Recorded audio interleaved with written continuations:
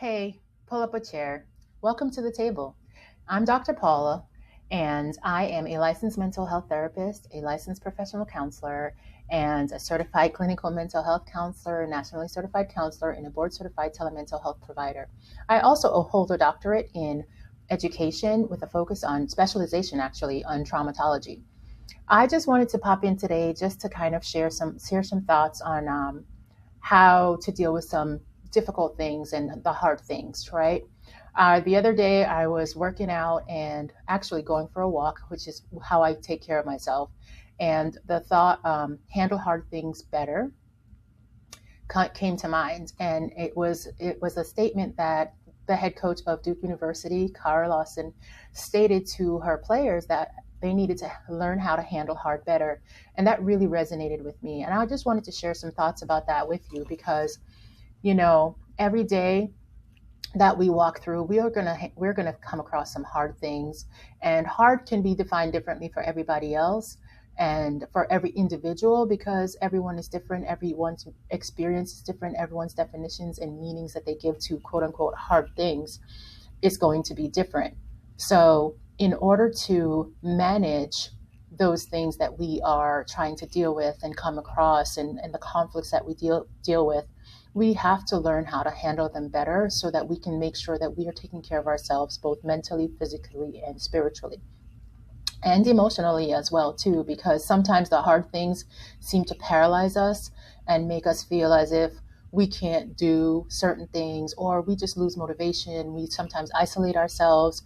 And if we learn the trick, quote unquote, the key to handling hard things better, it will help shape the rest of our day, the rest of our week, the rest of our month, the rest of our year, the rest of our lives. And I just wanted you to know that, it is important for us to make sure that we pay attention to ourselves and what our bodies are telling us and what our emotional states are telling us. It's important for us to have certain boundaries set in place, not just for other people, but for ourselves as well, so that we can help manage and mitigate any negative effects from whatever it is that we might be dealing with.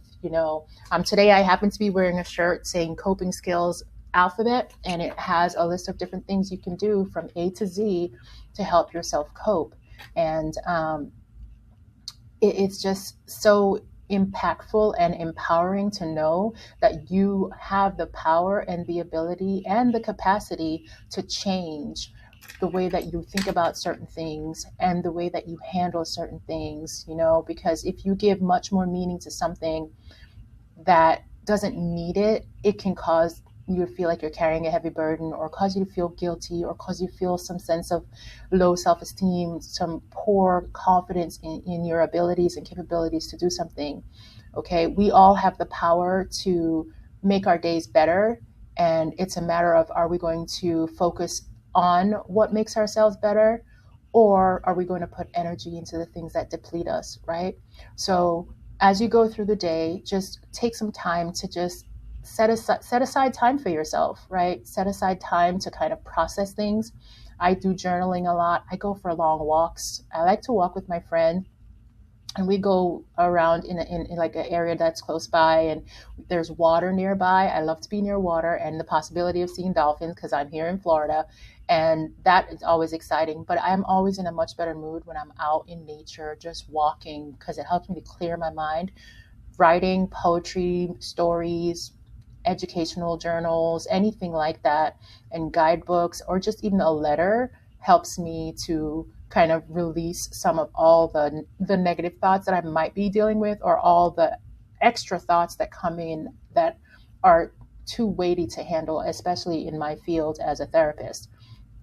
We need to decompress sometimes, and we need to make sure that we take the time to do so.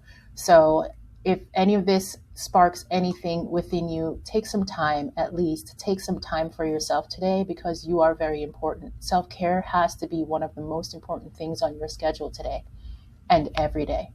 Okay? Thank you for coming to the table, and I will see you next time.